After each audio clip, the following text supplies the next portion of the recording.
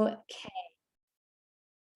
All right. So what I have done is I put together some workshop notes for you. So for those of you who like to read things, I'm personally a reader. I like to take it in nice and slow and digest it nice and slow.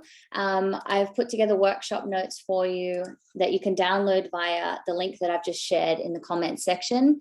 And at the end of the recording tomorrow, you'll get an email. So after we've got the recording, tomorrow you'll get an email with a landing page where you can click through and download the recording itself. You can access the slides that we'll be going through. You'll get access to the notes. So if this all feels like a lot today, don't worry, you're going to get take-home stuff. And really, like, you know, you could even spend today just trying to take it in for the first time and enjoy the ride. There'll be some questions that I'll be asking you along the way to help you start thinking about creating and formulating your brand kit. So if you've got a pen and paper and a notebook, I highly recommend having a notebook handy. And one thing I recommend, just generally speaking, is if you have a notebook for whether you're thinking about transitioning into health and wellness, or you're already an aspiring or established health and wellness professional, you should have a business notebook where all of your ideas, all of your scrappy bits and pieces goes into one spot, because you want to be able to capture those creative little insights as they come up and have them all in one nice, tidy place. So if you haven't started that already, definitely do that. I highly recommend it. But today, yes, notebook as you go, and then you can take away the formal notes after the workshop, etc. Alessandra, I'm so happy you're here. So nice. Okay, so welcome. My name is Sammy. I think I've met most of you guys.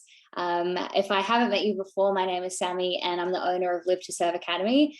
I'm a health and wellness practitioner myself, and I also work in teacher training and wellness training certifications, etc.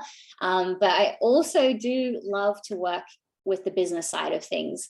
I've tried many times to let it go and try and be one of those people that's like, simplify to amplify, just do the yoga things because that's what you do best.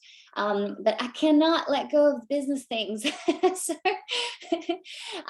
for me, business is so important, especially in the work that we do, because if you don't have the business acumen, if you don't have the strategies and the skills to be able to communicate what it is that you offer and get in front of the people who need what you have, you die with your music inside of you. You know, like, part of our service as health and wellness professionals is putting out there, educating, putting ourselves out there, reaching out to, oh, hey girl, Rachel, I love your background. Is being able to communicate and get ourselves out there so that people know what we have to offer and they can identify that we can help them solve their problems. So it is really, really important. And a lot of people love to do, I'm one of those people that loves to do all the certifications and all the study. And we often hold the belief that, oh, just another certification is what I need to finally get my business happening. I think it was after my 10th certification that I actually came to the realization that that's not the thing. I'll just ask everyone to make sure you've got your mics on mute too. So business can be that thing that really helps us articulate well what we do, which is what we're going to be talking about tonight, and also put pieces in place for making it easy for people to work with us, making it easy for people to understand what we do and how we do it, so that they can feel excited to invest in what we have to offer, and also so that the trust is already built by the time they sign up to work with us. And a lot of that comes through our marketing, our branding. So who here is already a practicing health or wellness professional? Who's teeter-tottering on, I kind of sort of am, and I'm trying to head in that direction?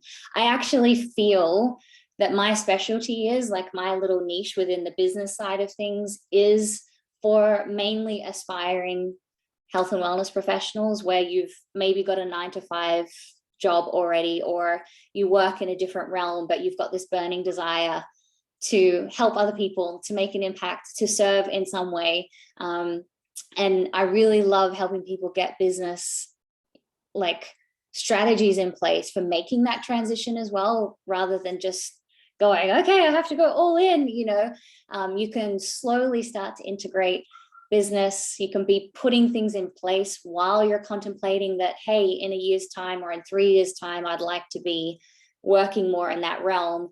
You can be doing the work now to start building those foundations that eventually you do transition over to create your ideal life and way of serving. And that's going to look completely different for everyone in the world that we live in. Okay, so has everyone got access to the notes? I'll just post the Dropbox link. Whoop. I just sent it to Alessandra. Sorry, Alessandra, I just hit you up. So I've just posted it there. There's your notes there. So my background is a health practitioner. I recognize the need for business as getting yourself out there. I went through that myself. And when I hired business coaches and really invested in learning about business and putting it into action, that's when things really started to shift and change in my health and wellness business. And now I, over the years since getting a little bit more savvy with that, have worked in roles in both marketing and consulting for yoga studios, both in-house and also as an external consult, Pilates studios.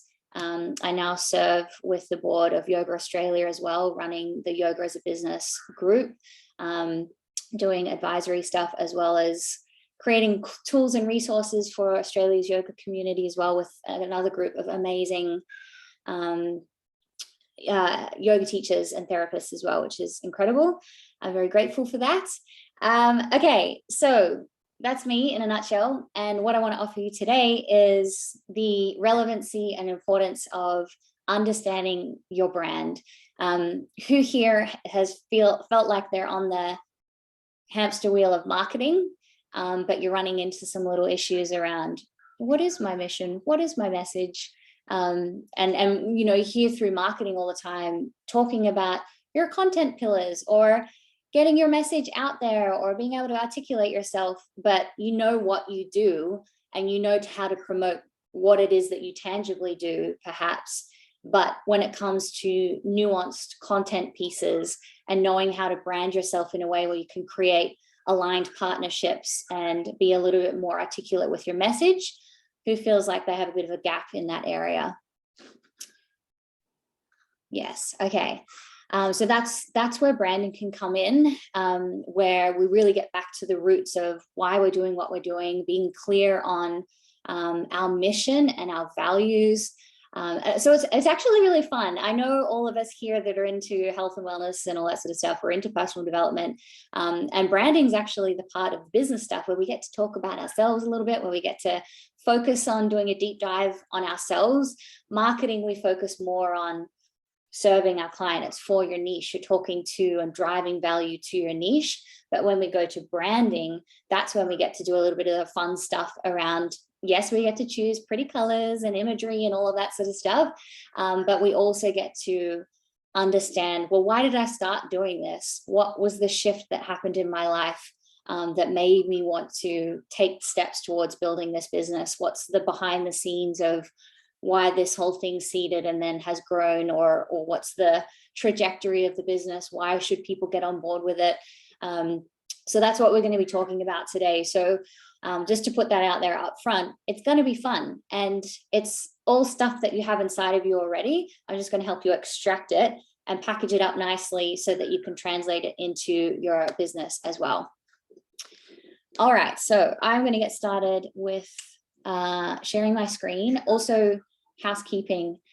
I love conversational webinars. This is why I do them live. If I wanted it to be nobody talk over me, I would do an automated one.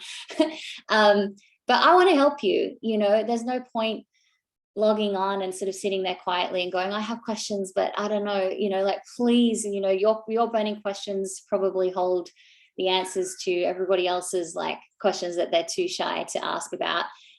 So let it be an interactive, fun, conversational workshop. We can have a discussion about it rather than me just talking a million miles an hour for an hour, which I will do if you let me. All right, screen share. Let's do this. Share, no, present. Here we go. All right, so I'm going to have my chat box open as well. If you want to go to town, typing in the chat box. Make it nice and big. All right. So today we're going to cover why you need a brand kit. We are going to try and uncover your brand message, hone your brand style, and also identify your uniqueness. Just as an example too, like the way that I market myself, I'm an Ayurveda and yoga, and I continue to dress bougie. I have done for solid 7 or 8 years now. And just straight off the bat, like to get you guys thinking about how you present yourself and why you present yourself a certain way, is like my brand as an example is I've gone a more polished route, even though I work with Ayurveda and yoga, because that's who I am as a person. But Ayurveda and yoga completely changed my life. And my way of communicating my message and reaching out to people is I work with high performing females. Mainly, like when I work one-on-one with people, that's who I tend to work with. And what attracts them is that they see a bit of themselves in me, but they know that I hold the goods of the wisdom of Ayurveda and yoga. So for them, it's like, okay, it translates well into how they live and do life, you know. And so for somebody that is wanting more of the traditional, you know, that they're not into the bougie stuff, they're not going to be attracted to my brand, but that's okay, you know, because my ideal client is similar to me in their personality, so that when we get together for consults, I know them, they are me, we are the same person type thing. And it makes it a lot easier for me to do my thing and consult with them, because a lot of the work is already in my head because we come from similar backgrounds. So part of what you're doing with your presentation is you're attracting the types of people that you want to attract into your services. So this is where branding and style matters. And the more we think about it, the more it's like, yeah, this makes so much sense, that the way that we show up, the way that we present ourselves, the way that we style, the colors, where you're seen, all of that makes up your brand. And it also helps to differentiate, because how many Ayurveda and yoga bougie people do you know, really, that are like putting their brand out there with heels? So that's one of my point of difference. And it's going to repel a lot of people, but for the small community of people that it attracts, they're the right type of person that I can really help and gel with. So why do you need a brand kit? We want to do exactly what I was just talking about. We want to create an identity for our brand, a professional identity, also a personal, you can feed into personal branding as well, that communicates our message, our communication style, any other symbols that we want to carry through. And it speaks to the way that our brand behaves in the world as well. So the traits of our brand. And what that does too, is creates a bit of consistency with our style, but it should also be entirely in support of our messaging. So what's our mission and what's our message? And all those added superficial pieces of branding help to strengthen and support those touch points of our brand that are visual, our customer experience, you know, the events that we run, the places that we attend. So, for example, my entry into Ayurveda and yoga, I was very into fashion, and I wanted to study Bachelor of Arts, and, you know, my family work in the media and the magazine industry have my whole life. And so I've always kind of wanted to work in that realm. And when I took on understanding and learning about Ayurveda, it was really the principles that changed my life, the philosophy, the principles, the things that I added to my life that are essentially Ayurveda and yoga. But I loved that the systems of Ayurveda and yoga allowed me to still dress however I want to dress, because it isn't in what I'm subscribing to, it's the principles, and for me that was like, oh my gosh, everybody needs to know this. And part of why, even though I went through a very yogi mode of goodness, I shaved my head, I've been to India 4 times, we have home worship, like I love Nad Champa, I tick all of those boxes. But when I present myself for my brand, I want to speak to everyday people that may go, Ayurveda, I think that's for people that are into yoga, like I want to speak to the people that are like, oh, Ayurveda is for everyone, this can be for everyone. So in my messaging, I just try and carry through that. The way that I present myself, the mission is that you can experience the gifts of Ayurveda and yoga without externally changing the way that you dress or the way that you show up. That's part of my mission. That's part of my messaging. And so the way that I communicate as well is I will use quite colloquial pop language to try and speak to the here and now, and to people that maybe aren't necessarily attracted to the Sanskrit stuff, or they've never even thought to go there. But by translating it into a modern, modified but still true context, these are all the little nuancy things that you can do when you're really connected to your message, really connected to your mission and your reason for why you started. And you can see that the trajectory of how your story is actually what set your mission on the trajectory that it's on now, that your business on the trajectory that it's on now.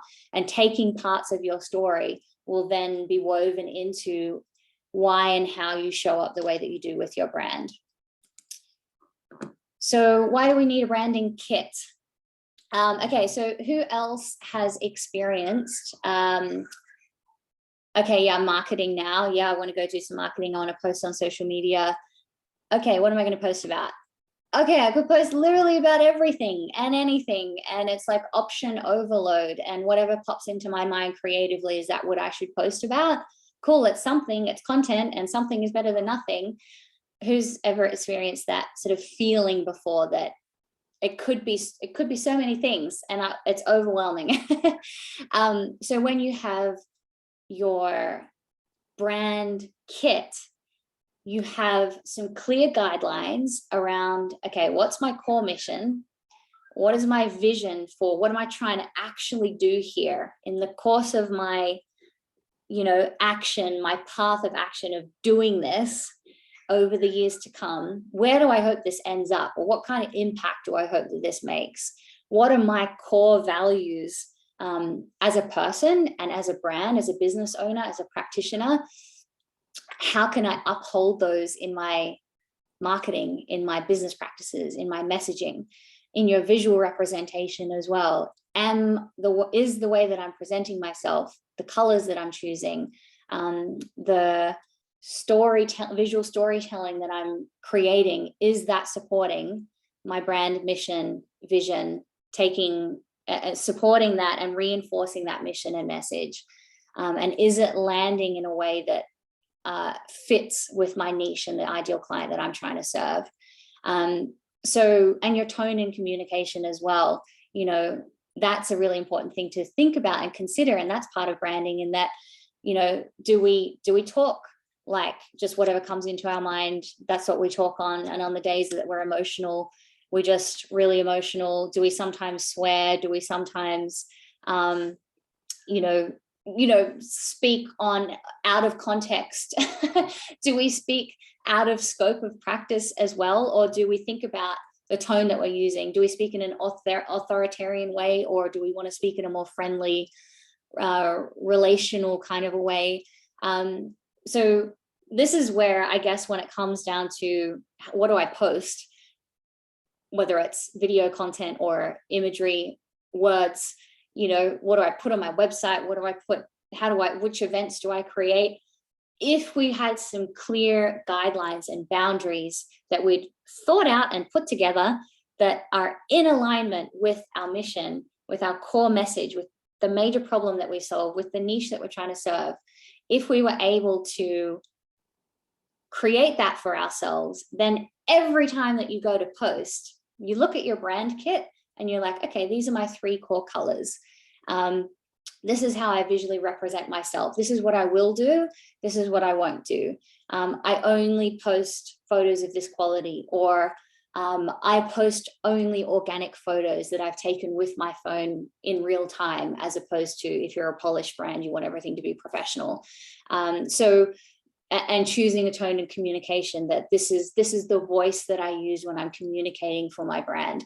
So if you've got this all laid out in your brand kit, which is what we're going to try and build today or over the next week or so, if you're doing a little bit of homework on it, because it does take a bit of time to evolve it and articulate it, then you've got this resource for yourself, which has maybe 1 or 2 pages that every time you think about posting, you go, okay, yeah, this is what I want to say, but I'm going to meld it in and around this way of representing my brand.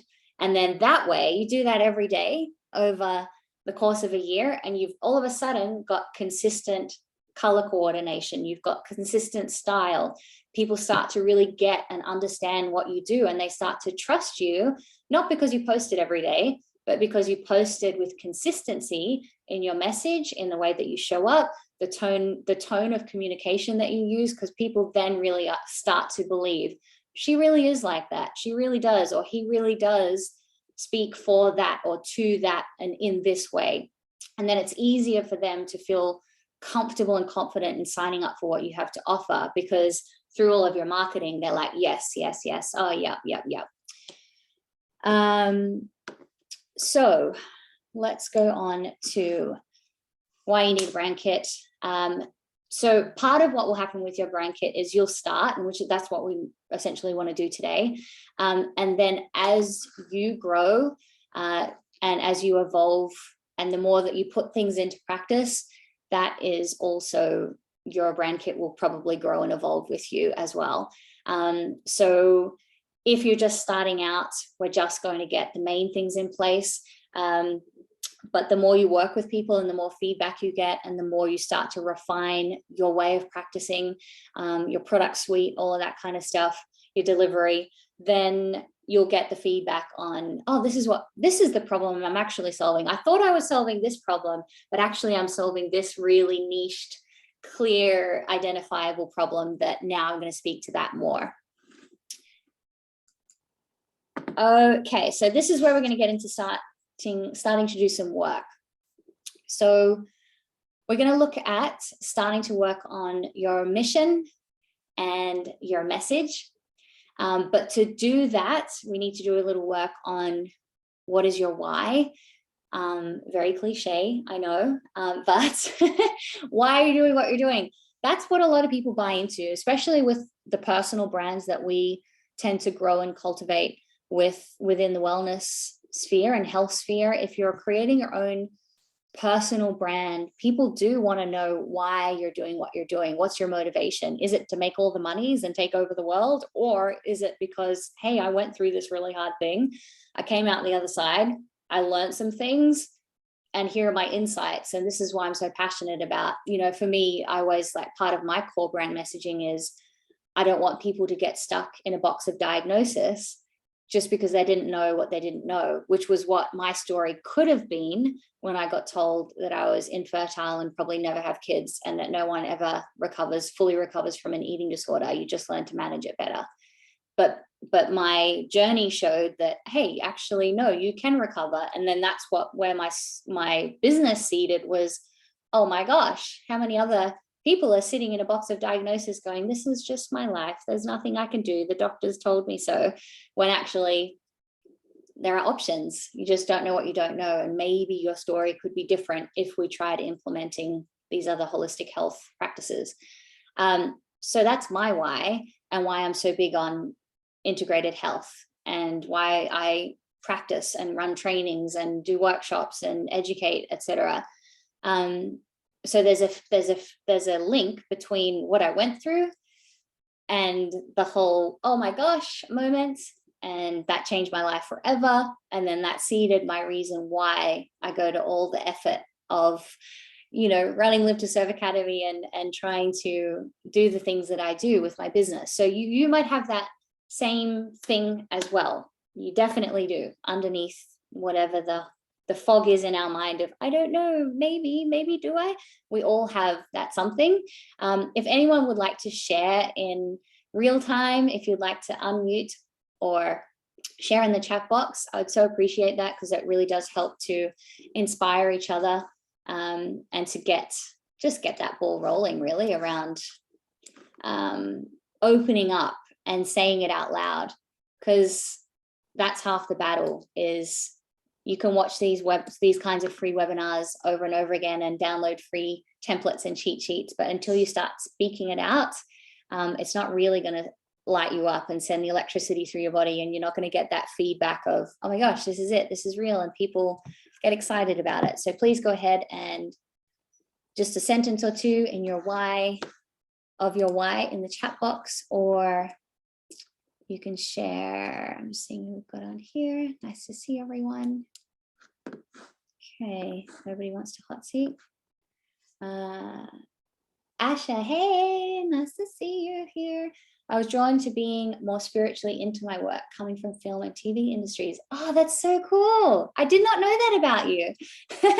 That's so fantastic. Cool. All right, so keep the whys going over there. We all want to see. I know that everyone's been through something. You cannot live in this world and not go through something. So I know that you all have a thing. So then we're going to do some actual interactive questions here too on your mission and your vision. So the mission, this is exactly what we were just talking about. What's your backstory? How did you end up doing the work that you do? So now this is where I want you to write in your notebooks, because you cannot build a brand kit if you don't do this work. So, and what I know from the creative process, from being an enthusiastic creator myself, and from working with our Live to Serve students over the years, you never nail it in one go. Never. It's not a thing, especially in your early first years of development.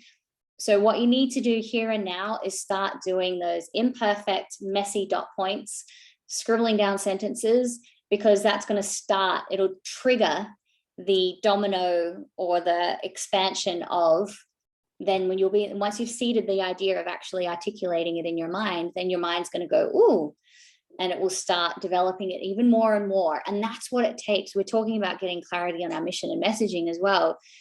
You don't really get that clarity in one hit. It doesn't usually come to you as an epiphany just all of a sudden.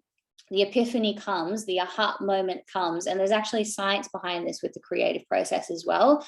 After doing brainstorming, ideation, stress testing, like talking it out with people, trialing things, there is actually so much messy work behind getting a clear, concise, articulated message. So let this be, the gates are open, the floodgates are open, let your creativity and messy process begin of starting to, get it all out. So answer these questions, not in a perfect way, but in a perfectly appropriate for this point in your journey, that it's going to come out how it's going to come out.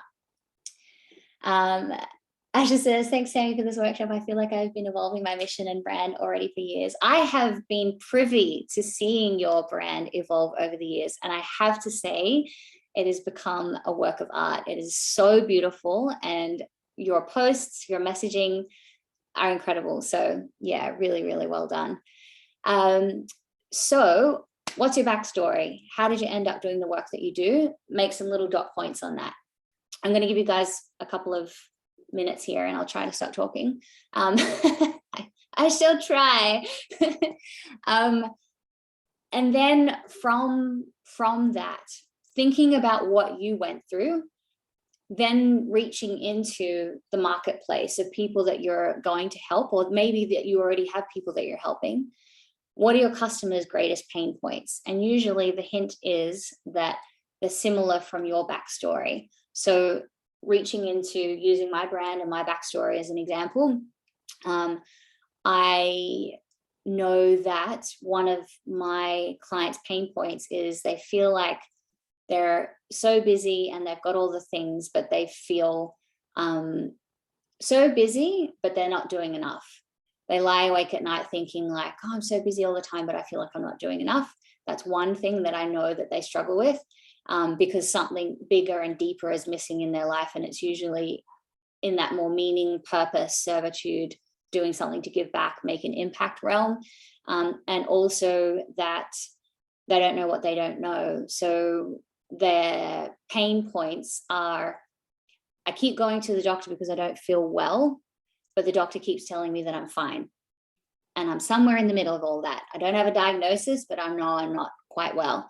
And that's where I mean, we're all pretty, I think all of us here are Ayurveda junkies or yoga junkies. And we all know that there's a vast gap between getting your diagnosis and all the shit that goes down that you can actually help and you can remedy. And so that's where then they come to Ayurveda and they're like, thank you for filling in the gaps and, you know, empowering me with trusting that, yes, something wasn't right. And now I have some steps to remedy the situation.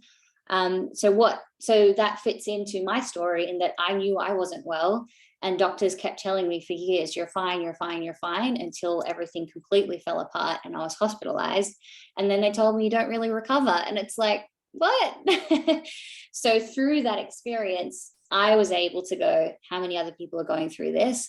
And then through slowly putting myself out into the world, doing this kind of work, it was like, oh yes, there are a lot of people going through the same pain point. And the more you work with people, the more you'll get that feedback as to what their pain points are. So jot down a few pain points that you know of. How do you help them solve their problems? What modalities do you use?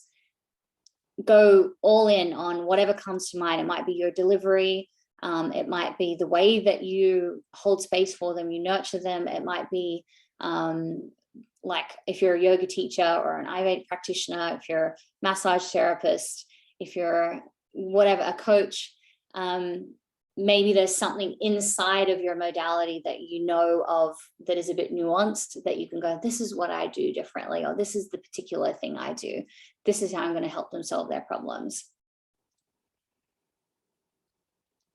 I'm going to make myself take a sip of water so I stop talking for that 30 seconds. So you guys can have some time to think and integrate.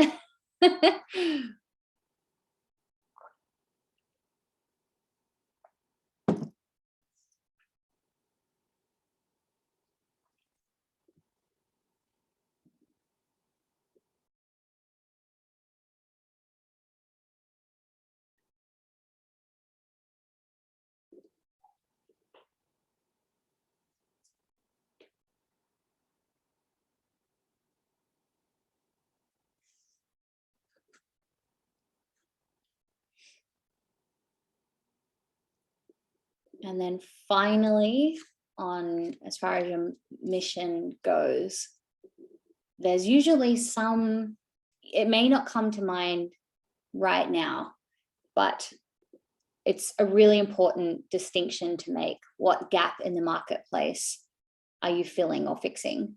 So of course we don't fix the industry. We don't fix anything and everything, but what is your little unique or big unique point of difference that you're filling in the marketplace? And again, I'm just going to keep using my own brand as an example to keep that continuation of the example itself. But the gap in the marketplace that I saw was my firm belief that everybody needs Ayurveda and yoga in different ways, in different contexts, but it felt like it was a little bit inaccessible for people that aren't really aware of Ayurveda or yoga or holistic health, that are not new agey yet, until I convert them. No, until they work with me. No, that are maybe closet spiritualists, but because of the roles that they're in or the conservative upbringing,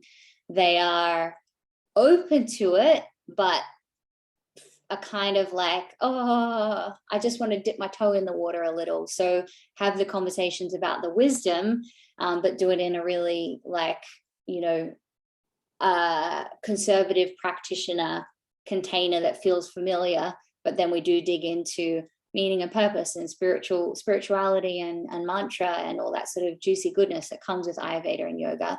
So my gap in the marketplace that I kind of saw with my wellness services was that being able to reach people that are perhaps, yeah, closet spiritualists, new to holistic health and wellness, need a very mellow approach.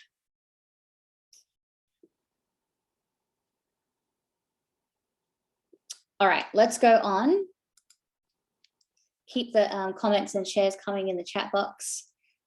And as we go, if you come up with anything interesting or if you have any little light bulb moments, pop it in the chat box or unmute and share. So now we're looking at vision too. So your mission statement is going to be formulated. We're going to talk about that in a sec. The next slide. Your mission statement is going to be formulated from your reason why, your personal backstory, your why. Then your vision is kind of like forward thinking. This is the impact that we want to make on the world. And it quite often includes a little, maybe a mention of a kind of metric. And this is where you see people going, things like that 1 million people have access to something healthcare, or that, you know, I want to change the lives of 1 million women. 1 million seems to be like the common thing, 1 million. So making some kind of statement that like, we're going to aim to do this. This is what we're actually aiming to do. The Live to Serve Academy mission statement is something to the effect of, vision statement, I should say, and I should know this off by heart, but it's something to the effect of bringing Ayurveda and yoga into the homes of everyday people, or the homes, clinics, and you know, schools of everyday people, meaning that, like, you know, I want my family in LA to be like, cool, I need this, you know. I want my brother and my dad who are in the motorbike industry to some degree be like, oh yes, you know, Ayurveda and yoga, it's all like, it's all familiar, it's all good. So your vision, thinking about how to create your vision statement, we're going to break down, if you could improve the world in some way, what would it look like? If you or your business could make an impact on the world, what would it be? So for me, that general general vision that, like, yeah, everybody is just as familiar with Ayurveda as they are with yoga, or even with the two combined, you know, and that a holistic way of living, not even just health, but this holistic framework for life is commonplace and readily available.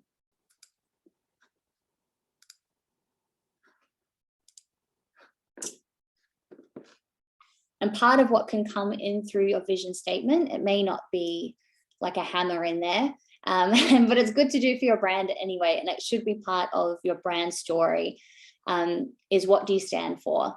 What can you get behind? What do you want to do with your business, as far as, you know, we've seen a lot of this definitely an uprising in over the past 5 or 10 years, where, you know, businesses are becoming B Corp businesses. They're working with the United Nations Sustainable Goals.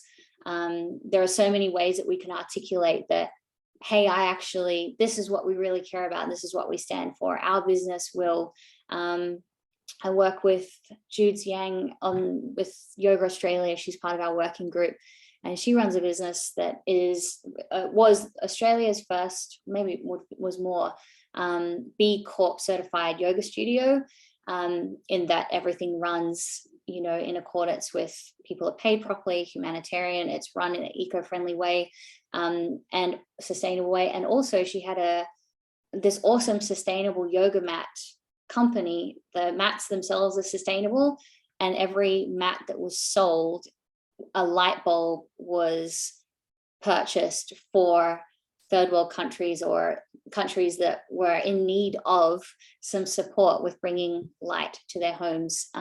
So I thought that was really cool, and that translation of light and yoga too, the transferal, I mean, how on brand that is. So there's things like that you might be able to think about, like how does your brand click with maybe an impact of some kind that you could get behind and speak to. And then the metrics. How many lives will you impact? What's the scale of your vision? And how will you measure it? So at least here, you know, the how will you measure it? That's a big question. That's something that you'll logistically have to work out as a business owner.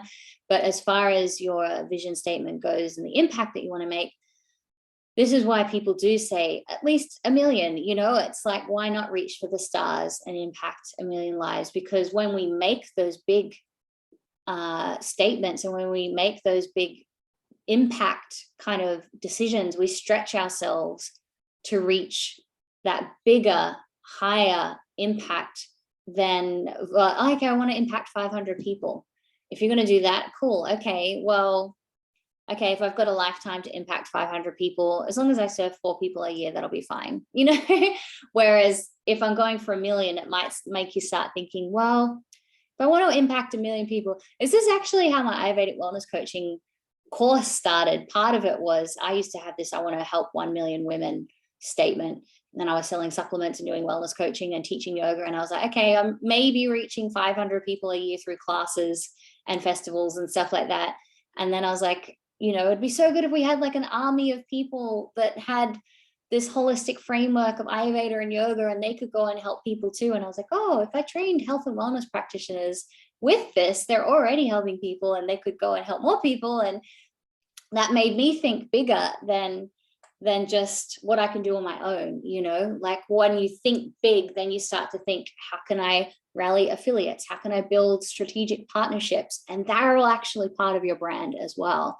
When you've got your brand clear, then it's easier to rally up these like, holy crap kind of partnerships that when your brand is really clear like this and your mission and your vision is really clear, if you can identify partners that are fit for your brand and that you could ally and work together for the same mission, but not in competition, then again, you're up leveling your brand in a different way that isn't all on you. So this is all where branding comes in, like super, super important to be clear on this stuff. Anyone want to share a bit of their vision? I know I'm pushing my luck, but you know, go ahead and pop it in the comment section.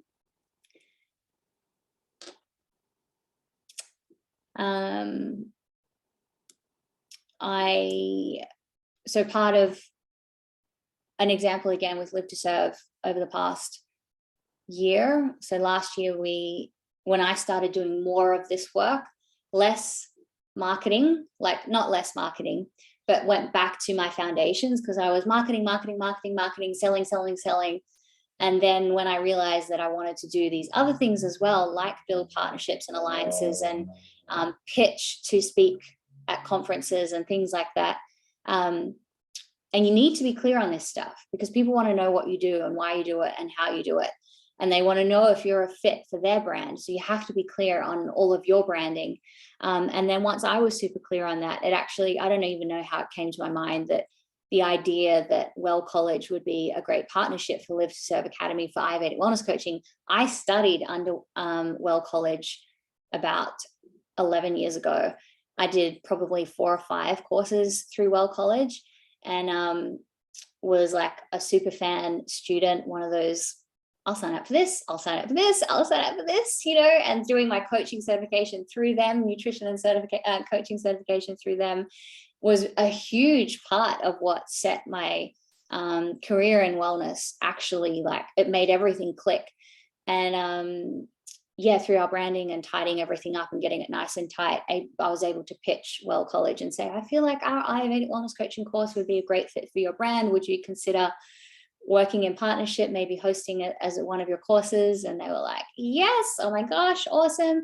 Because I was able to clearly articulate our vision is quite similar, our mission as well. And we were able to say, you know, we kind of stand for the same thing. We're not in competition. I can support you. And yeah, and so you never know where things can go, but you've got to be set up for it. You know, what's that saying about opportunity favors the prepared? No, or anyway, being an opportunist, I'm terrible with sayings, really, really bad with sayings, but I think you get the idea that I'm a big believer that this is how I've always lived with my business, is that you never know what opportunity is around the corner.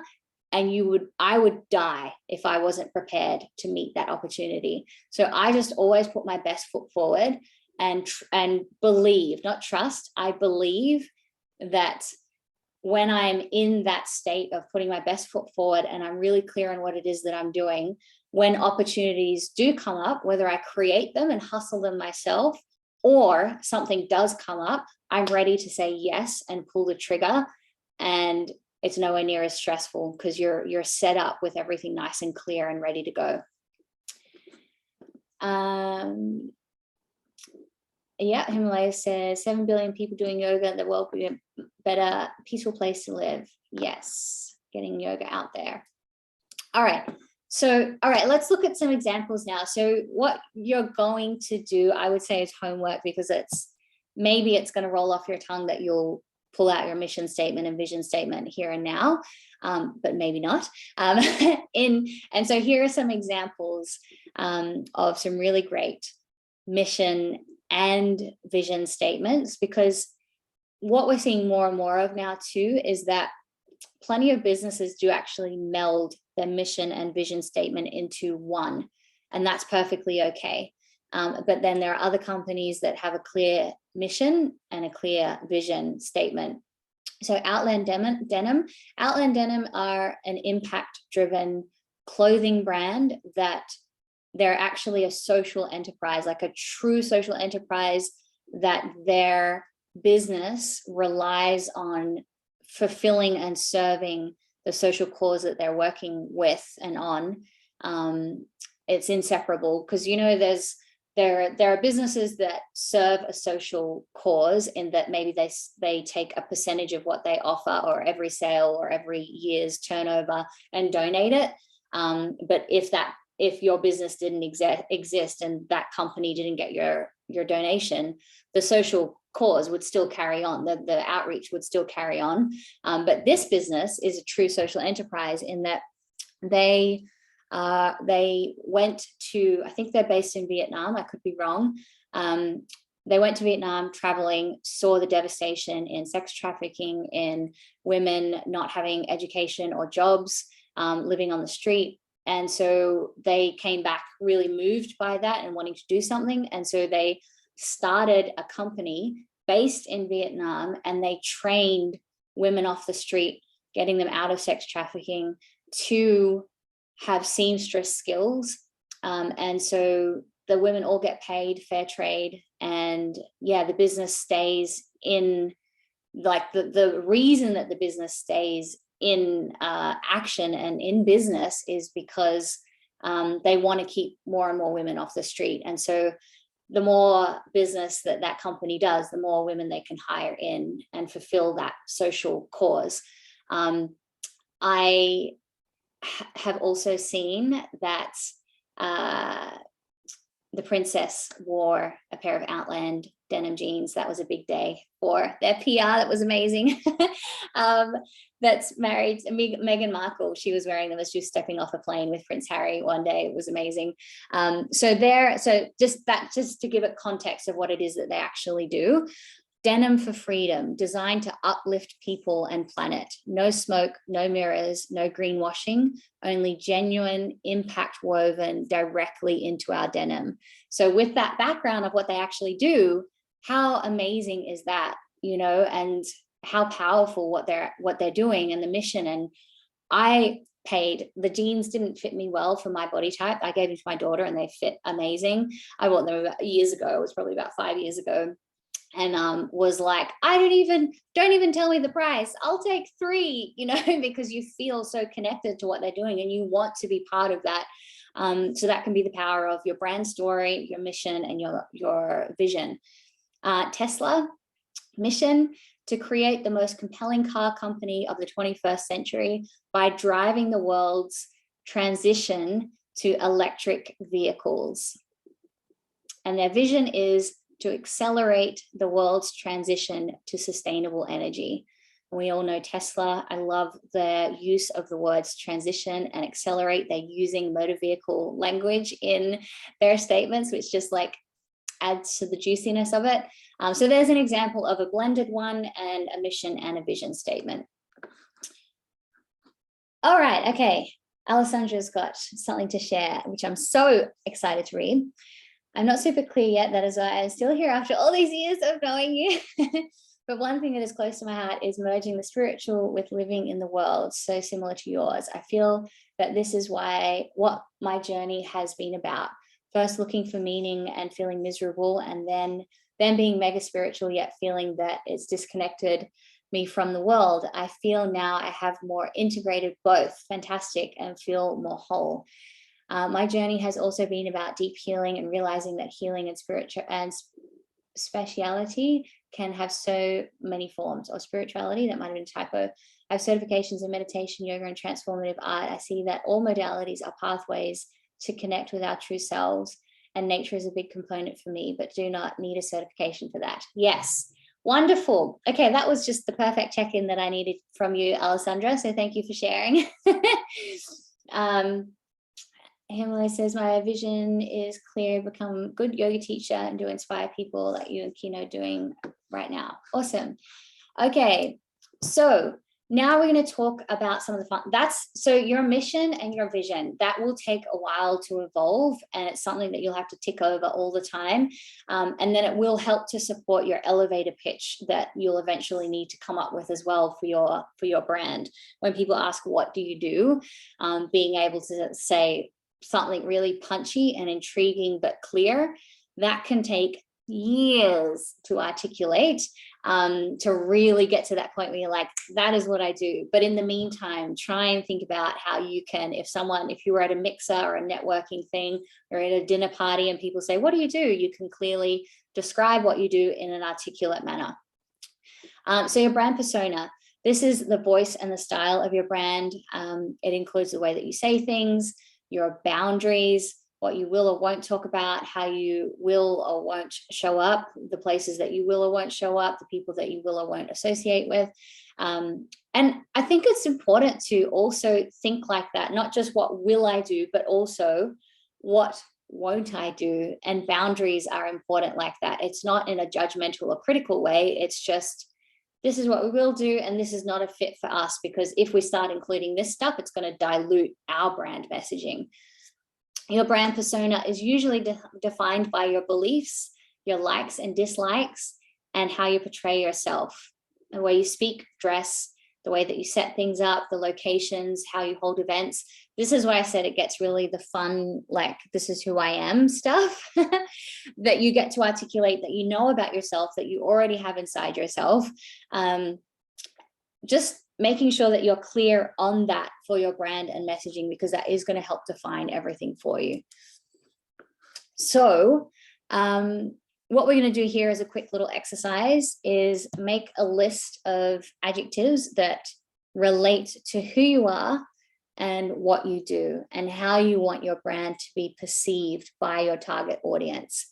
So I've got some examples here, and you can pluck from these ones, or you might have some off the top of your head already. Authoritative, conversational, high energy, friendly, informative, modern, sleek, professional, high-end, affordable, fun, serious, exclusive, innovative, established, service-oriented, technical, cutting edge, and so on. So if you have any words that you think suit the way that you want to show up. So I've used my photo here in this particular slide, or for this section of it, because again, I just wanted to show that example of, I've consciously chosen to dress like that for shooting for my business, for health and wellness professionals course and program and training and offerings in that realm. I put heels on, I put a business outfit on, I'm carrying a computer, like I'm trying to build a story around professionalism in the realm of yoga, but I'm still wearing a crystal on my wrist, and so part of my brand persona is professional. We are definitely, like, what I always say when I'm having work done for our brand, I always say, yes, we're professional. Less is more, clean and simple, with a pop of sass or a pop of fun. So you'll see in our brand colors as well, in the Live to Serve Academy logo, there is a really bright blue, a really bright yellow, and a really bright pink. And then everything else that we do is pretty much black and white and gray. But that little bit of color tone for me is like a little pop here and there throughout our branding, throughout all of our marketing and all of our course content. You'll see just tiny little hints of those colors. It's not splashed everywhere, because in my mind, those little colors just takes the edge off it being super, super professional, and does add that little pop of, hey, we have fun conversations. Like one of our taglines is my dosha made me do it. We do have fun, but we are trying to help health and wellness for professionals, or professional working women that are seeking out health and wellness. We work in a professional manner, we uphold professional standards, but we still like to be fun and relatable. Jenna says, that's so unique. Thank you. Exactly. It's unique. If only you could see how many brands I've had before we finally got to Yoga with Sammy and Live to Serve Academy. Before that, oh my goodness, the evolution of my brand has been, a lot.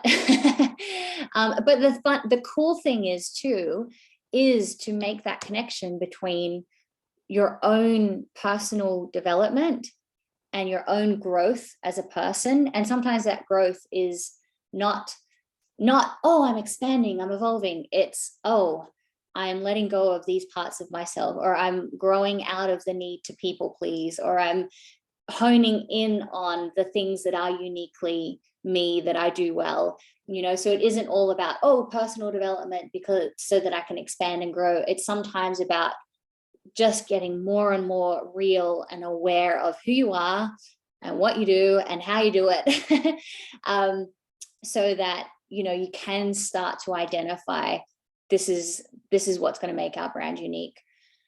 Asha says, Sammy, will you please share the slides with us after the workshop? Absolutely. So tomorrow morning, what you guys will get is a landing page that'll just have a click to download the recording or access the recording, the workshop slides, the workshop notes, so it's all in one spot.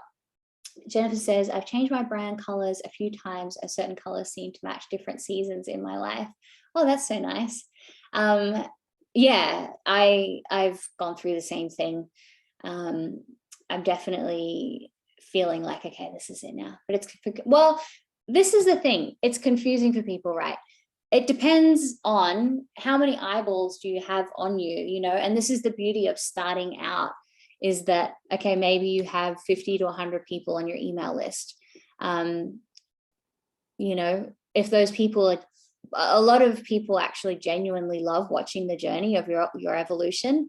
And if you take them on the journey of, guys, this is what's happening, this is what I've been through, these are some changes that I'm going to make, and this is why, people are like, cool, that makes so much sense, and I'm so on board with that for you, congratulations. Whereas if you just go, oh my God, I'm changing my brand, we're doing a rebrand, okay, people are like, oh, make up your mind, girlfriend, like, what are you actually doing?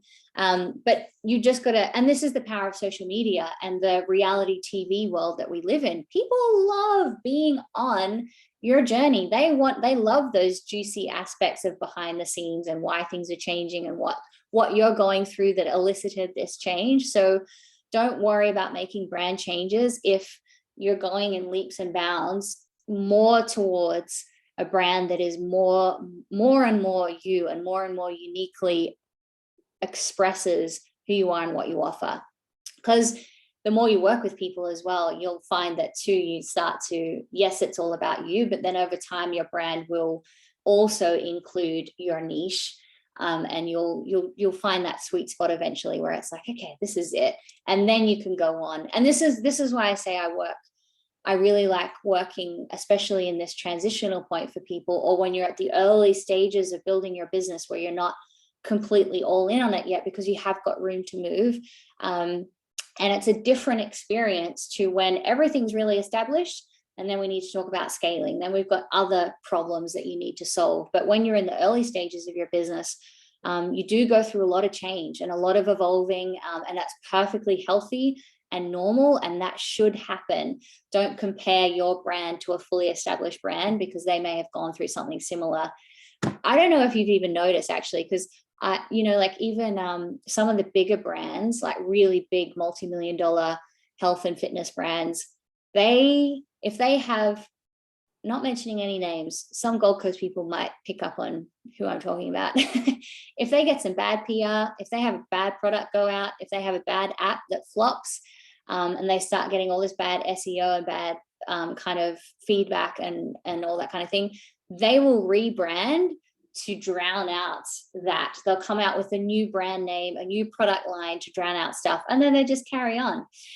So it's even at those later stages of business, there are strategic reasons why people rebrand, or they've just outgrown it and they've come to a point where they realize that actually, I've seen somebody do this recently in the fitness industry, and it was refreshing to see that she just openly said, I used to be all about aesthetics and I thought that was what fitness was about. But after working with women for the past 10 years, it's so much more. And this is why we're rebranding in a more people, transformative, wholesome, with a more wholesome focus. So as long as you articulate why you're doing what you're doing, I think it's completely okay to change.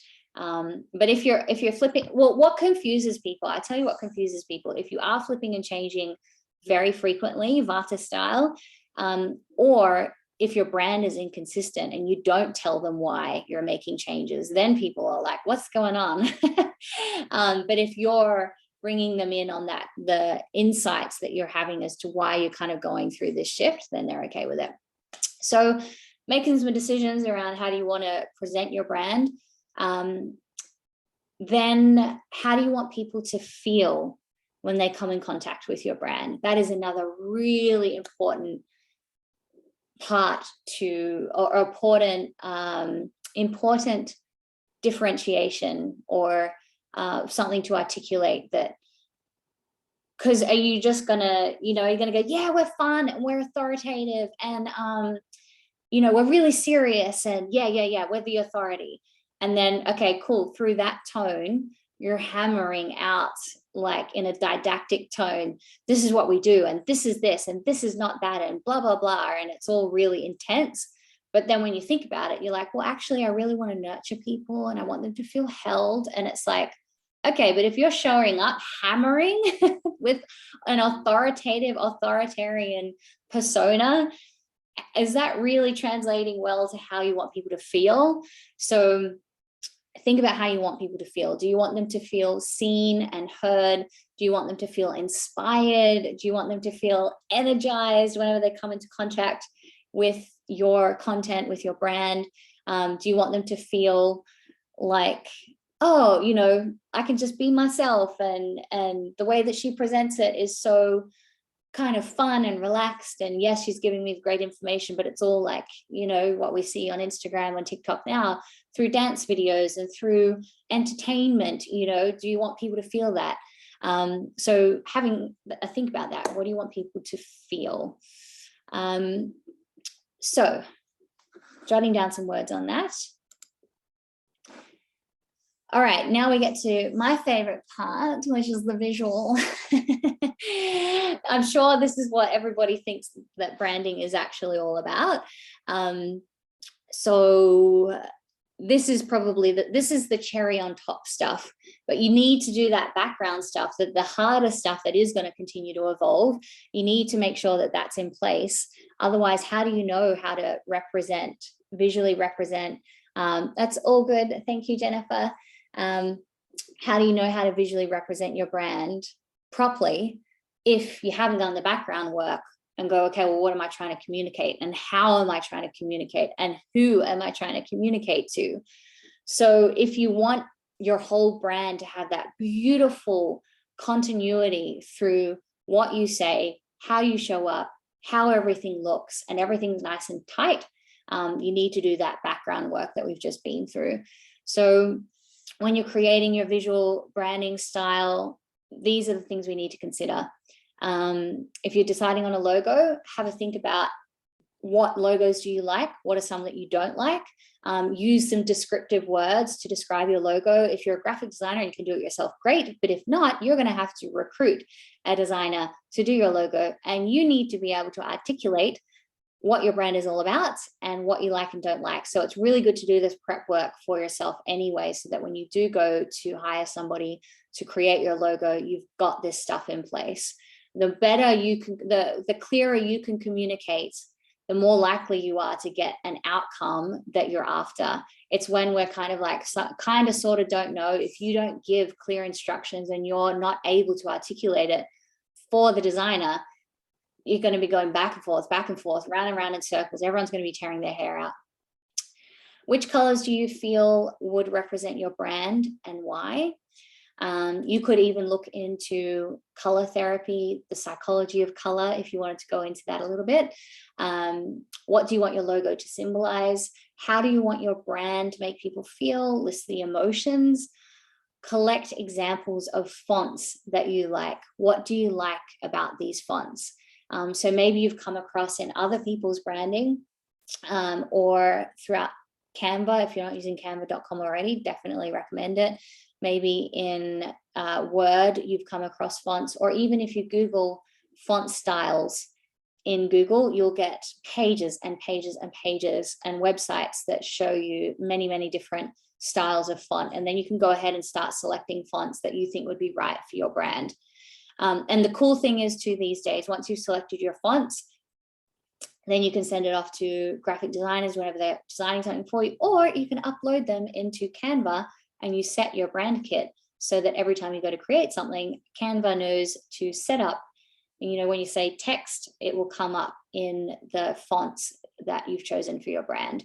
And then again, you've got that consistency of using the same fonts across your marketing materials, inside your programs, in, you know, flyers, in, you know, banners, all that kind of cool stuff across your website.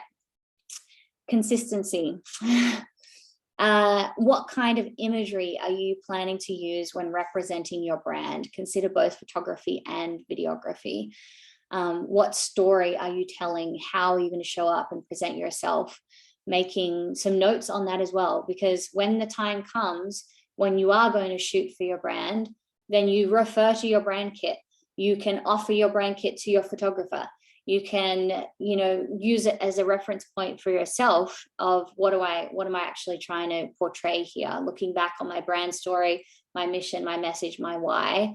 What is it that I'm going to be talking about on social media? And you know that if you're creating imagery that reinforces or tells the story of your brand, you can just keep talking. You just do your thing and talk to the cows come home, and you'll have this whole library of images that you can draw on that are ready to go, that are going to fit with you speaking out the mission and message and the content pillars of your brand. Okay, so to wrap it all up, you ideally will go on and create a brand kit for yourself. So creating a PDF that offers a bit of structure, some guidelines for yourself to facilitate a nice creative flow that then also you can, you know, I always talk about this as well with mindset and with consistency with our daily routine. You know, we all think that creativity should be unbounded and it would flow best if it was just untapped, unbounded, let it go.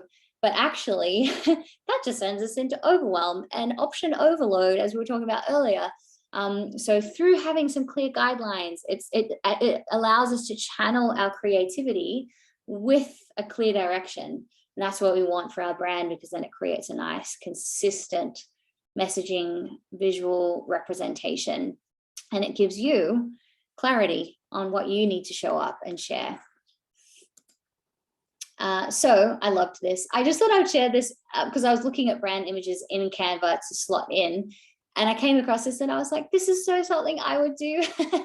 So if you wanted to create a brand kit, you'll see all the questions again in the notes that accompany this webinar. But when you're creating a brand kit, maybe make yourself a list or a brainstorm of what needs to go into your brand kit. It's all the things that we've just mentioned, but it might also be mention of your products. It might also be the things that you want to identify and keep consistent across your website. It might be in the platforms that you show up on as well. Asha says, I'm always curious about your post-it wall. My post-it wall is when I'm in serious course creation mode, or when I've got multiple things going on at once. I'm like, get overwhelmed, and then I need to go one piece at a time. And when I'm like, okay, I'm going to work on this, and I put it on my computer and work on that. When it's done, it gets tossed in the bin, and then I'm like, okay, the next tiny little piece.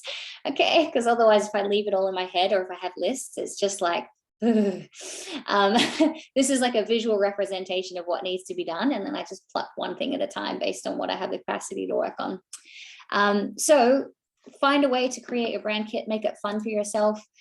Here's a nice little checklist, which is also in your notes.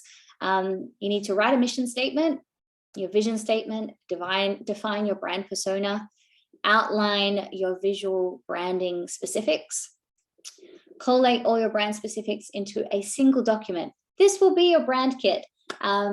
So I personally just have mine in a Word document currently. It's in a table, just sections in a table, and I think it spans about 3 pages.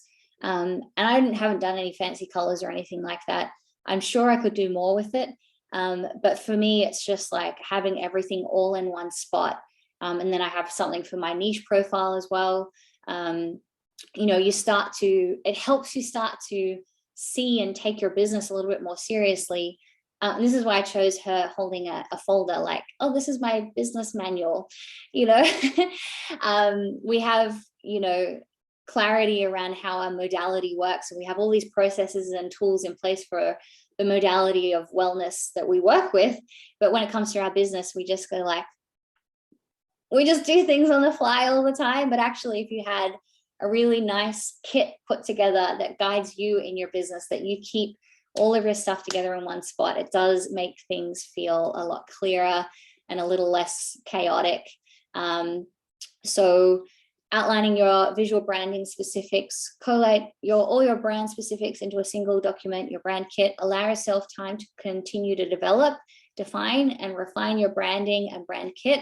As I keep saying, it will not happen in one hit.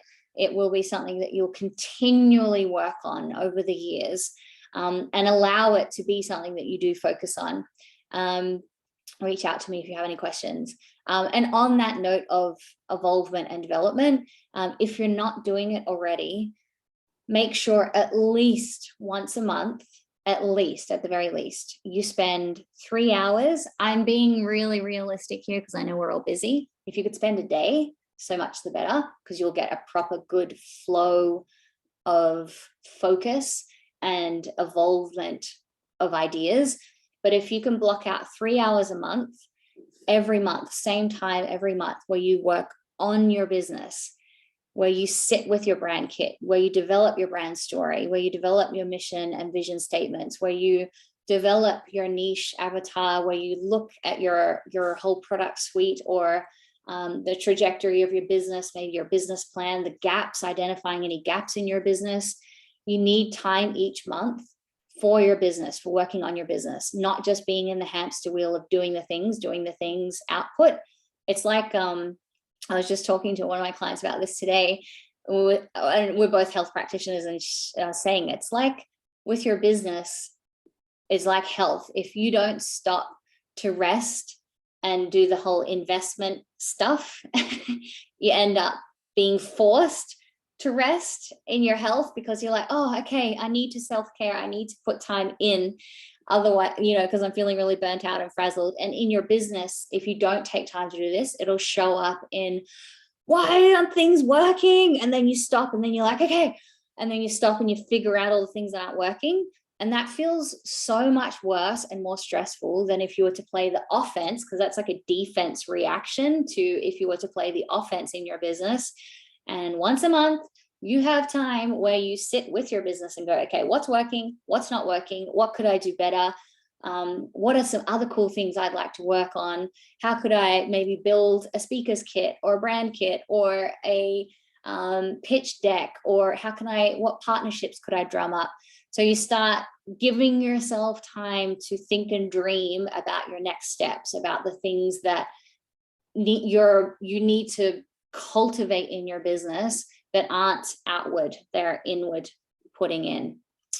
Okay, so takeaways are all those, filling out that checklist. So you basically want to draft your base brand kit, allow time to evolve. And one thing that I would highly recommend is practicing pitching. So when you talk about your mission or what you do, you want to get that feedback. So testing it by sharing it with even people that you think don't care or not your niche. If they can understand what you do, that's a good thing, because we need to move beyond this thinking that, oh, only my niche needs to understand what I do. No, because you want to have allies. For my brother doesn't really, he's never going to have my services, but he knows what I do. And he can clearly describe to the people that he hangs out with, women that he hangs out with, oh, you need my sister. She does that, and my uncle in the States sometimes comes to me and goes, oh, I have this idea, such and such was looking for yoga here, and do you think you could do that? You want to have you don't want to be just like, I just know what I do, and as long as my niche cares. You need to be able to clearly articulate. You want the whole world to know what you do, and because you never know whose brother or sister or mama or partner can send people your way, but you need to be able to clearly articulate that. So practice pitching, practice talking to people about what you do. You never know what opportunity is around the corner. So if this is something that you found super interesting and beneficial, this was just 1 hour. Imagine what it would be like to spend 5 months together doing this once or twice a week. So Business on Purpose, which is my holistic business training program for health practitioners, for wherever you're at in your business journey, from that early-ish setup stage to I'm kind of up and running organically, but I would like to tighten things up. And I know there are gaps, but I don't really know how to create a clear system and method for myself. Business on Purpose is kicking off in July. We are doing something a little bit different this year, and then we have a 5-month container. We'll be running weekly lessons where you'll be on calls with me, where we actually run through straight up content like we did tonight. For 5 months straight. And then on Friday mornings, we have a follow-up open floor coaching class coaching call as well, where you can drop in and talk things through so that you're not just being blasted with information and left to your own devices. You actually got plenty of time to hear it, think about it, and then drop into the support coaching calls as well, so that we can nail your niche and your marketing strategy and your brand and partnerships and all of that cool fun stuff to help you get your business from organic running to methodical, and have a clear strategy and be able to run it like a well-oiled machine. So if that is something that you're interested in, I would love to have you on board. It's now at the super early bird special of $3,000 upfront, or $250 for 16 monthly payments, which that's a really affordable way to get some business coaching. And you also get all of the cool, fun wellness stuff that all students have access to in Live to Serve Academy. You become part of the Dinacharya Clinic, which is lifetime access. So I get to look after you and love on you while you're on your entrepreneurial journey, to make sure that you do not burn out and that you have somebody in your corner making sure that you're taking care of yourself, which is such an important asset in running your own business, especially in the health and wellness realm, where we are giving so much. So yes, if you're interested, let me know. I can send you more information. I'll pop the link to the Business on Purpose training outline as well in tomorrow's follow-up email, so you can have a look at the curriculum for that. But yeah, happy to chat to anyone who wants to talk about that as well. Alessandra says, we're really looking forward to this. Feels perfect timing. Yes, for all of you guys who have been business students for a while, time to jump in and make the most of it. What I also feel is good for this 5-month container heading up towards the end of this year is that it's going to set you up for next year being an exceptional year, because it takes time and your business practices take time to get in place. So yes, you will have little wins. You'll start to generate leads. You'll start to hopefully make sales through our sales strategy and sales script planning and all that kind of stuff. I will be rallying for you to be building your business as you're going. But it's also the timing of, it's going to help you get all those strategies in place as we're going into the hot season for health and wellness, which is over that New Year's period where people are looking for assistance over summer. Summer body, not that we love to use that terminology, but that's how people think. And also the new year, new you, feeding and making decisions for investing in themselves for the new year ahead. So I'm hoping that it marries up nicely with setting everything up now, the foundations for launching into what will be another awesome year, a next level kind of a year for you guys. And one thing that I'd say too that Business on Purpose offers, and that I try to offer too, is we aren't heavy on scale, scale, scale, make all the money. What a big problem that I've noticed, or not so much a big problem, but a gap that I've identified in our industry is business coaching often comes with, oh, I just show you the tools and you go figure it out. Yes, to some degree, or come in and here and let me scale and help you make all the money. Great, excellent. But what if your product suite isn't quite right? And what if your brand isn't set up? What if you're not clear on your mission and message? What if you're having trouble with tech integrations? Like, you need to have your foundations in place. If you want to scale and make all the money, I fully support you in doing that. But for a lot of people, that's the only thing that's on offer, is how to scale and make all the money. Whereas I know from experience how that actually you can drop into those programs and go, I see what you're saying there, but I don't feel like I'm actually at that place to go scale, scale, scale. If I'm not clear on all of my fundamentals, if I don't have all my pillars in place, things can fall apart from underneath. You might scale and then you're not ready for that growth, and then all the stuff comes undone beneath you, or you get that icky feeling of I'm not ready for this, or all that sort of stuff. So if you're interested, I would love to chat to you about it. We can book a call and chat over the phone. You can stalk the website as well. I'm happy to answer any questions that you guys have about it. All right, awesome. That is it. I went over time. I'm sorry, not sorry. I hope you enjoyed it and got some value out of it. I can't wait to see you guys put some of this in practice. Send me your mission, message, your brand kits. I'll be happy to look over it and give you some feedback as well. But yeah, it's been really nice to chat with you guys and see some familiar faces that I haven't seen for a while too, and some new faces. And thank you for everyone who's listening back as well. All right, guys, lots of love to you all. Have a nice rest of your evening, and I shall see you online soon. Thank you so much.